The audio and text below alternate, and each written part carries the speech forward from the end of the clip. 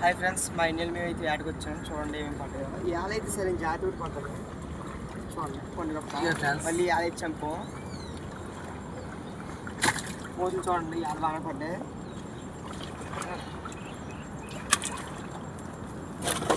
రండి రేయి చూడండి, నీలకంఠ రేయి అంటారు దీన్ని. ఎంత ఉందో చూడండి. రేయి చూడండి. ఇదైతే కేజీ సుమారు 1000 రూపాయల దాకా ఉండొచ్చు.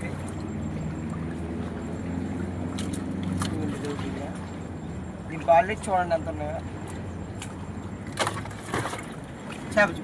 చేపలు చూపి అన్ని మొత్తం చేపలు అన్నీ మొత్తం ఇది